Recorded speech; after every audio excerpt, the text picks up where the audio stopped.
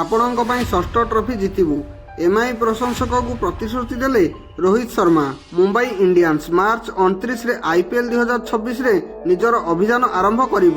ଦଳର ପ୍ରଥମ ମ୍ୟାଚ୍ ୱାଙ୍ଗଖେଡ଼େରେ କଲିକତା ନାଇଟ୍ ରାଇଡର୍ସ ସହିତ ରହିଛି। ସବୁଥର ପରି ଏଥର ମଧ୍ୟ ଲିଗ୍ ଆରମ୍ଭ ହେବା ପୂର୍ବରୁ ଏମ୍ଆଇ ଏକ ବଣ୍ଡିଂ କାର୍ଯ୍ୟକ୍ରମ ଆୟୋଜନ କରିଥିଲା। ଏଥର ଏହାକୁ ଦ ମିକ୍ସର ନାଁ ଦିଆଯାଇଥିଲା। ଏହି ସମୟରେ ରୋହିତ ଶର୍ମା ବହୁତ ମଜାମସ୍ତି କରିଥିଲେ। ରୋହିତ ନିଜ ଅଧିନାୟକତ୍ୱ ଫ୍ରାଞ୍ଚାଇଜକୁ 5ଟି ଟାଇଟଲ ଜିତାଇଛନ୍ତି। ରୋହିତ ପ୍ରଶଂସକମାନଙ୍କୁ ପ୍ରତିଶ୍ରୁତି ଦେଇଛନ୍ତି ଯେ ଦଳ ଏହି ସଂସ୍କରଣରେ ଜିତିବାରୁ ପାରୁ ପର୍ଯ୍ୟନ୍ତ ଚେଷ୍ଟା କରିବ। ଗତ କିଛି ବର୍ଷ ହେବ IPL ମୁମ୍ବାଇ ଇଣ୍ଡିଆନ୍ସ ପାଇଁ କଷ୍ଟକର ରହି ଆସିଛି।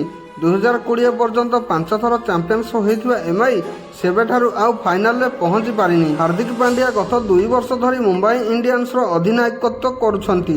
2024ରେ ଦଳ ପଏଣ୍ଟ ଟେବୁଲର ସବୁଠାରୁ ତଳେ ଥିଲା, କିନ୍ତୁ ଗତ ସଂସ୍କରଣରେ ଦଳ ପ୍ଲେ ଅଫ୍ରେ ପହଞ୍ଚି ପାରିଥିଲା। ଶନିବାର ଦିନ ଦଳର ସମସ୍ତ ଖେଳାଳି, ପ୍ରଶିକ୍ଷକ ଏବଂ ପରିଚାଳନା ସଦସ୍ୟ ଏହି କାର୍ଯ୍ୟକ୍ରମରେ ଯୋଗ ଦେଇଥିଲେ।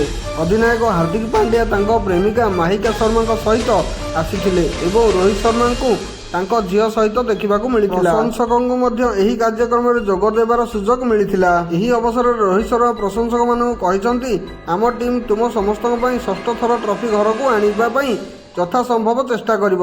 ମୁମ୍ବାଇ ଇଣ୍ଡିଆନ୍ସ ଏଥର ଟାଇଟଲ ପାଇଁ ଦୃଢ଼ ଦାବିଦାର ଓ ସନ୍ତୁଳିତ ରହିଛି। ଦଳର ସବୁଠାରୁ ବଡ଼ ଶକ୍ତି ହେଉଛି ବ୍ୟାଟିଂ।